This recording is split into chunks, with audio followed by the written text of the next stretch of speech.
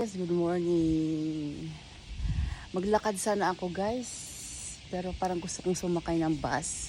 Since wala pa ang bus, 7:02 na ako dumating dito. La City Dos. Comment tayo ng content here in Alva Station. Naladunggan ako duha ka mag-asawa ba hapon. Kusog ag tingog ang babae, makikismis na tayo. Tapos dulo siya dito sa kanto na abot yung tingog dire. Naglali siguro sila.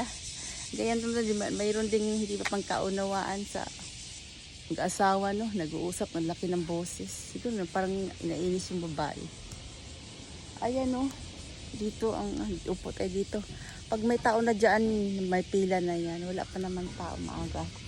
Upo muna tayo dito, maaga pa. Parang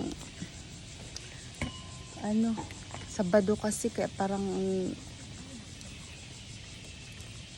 maaga pa naman. Lakad na lang ako maya pa uwi kasi maaga na naman tapos everyday. Alam naman.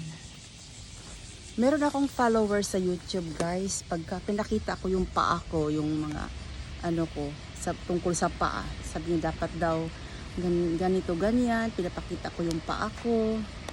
Ewan ko. Ayan o, yan yung paa ko o, tingnan mo. Ito lang.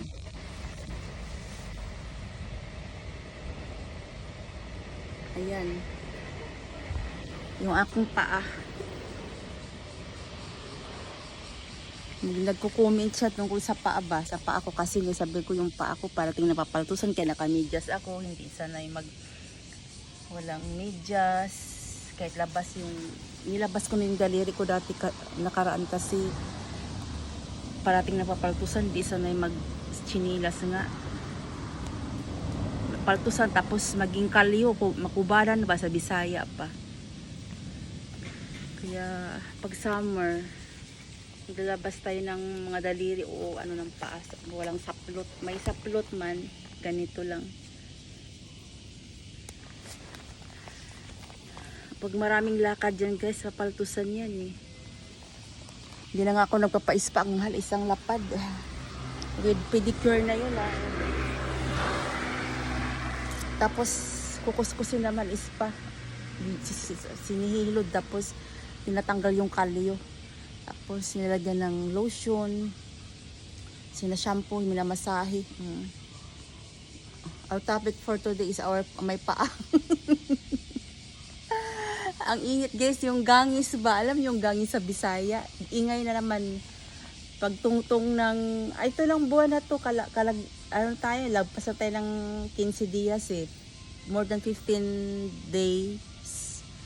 Mga siya, sabi ko parang ingay nung first week ng July. Nung narinig ko na isang linggo na nag-ingay na sila. Nag-start siya ng isang linggo pa. Matila kasi sila mamatay na naman mga by September wala na yan.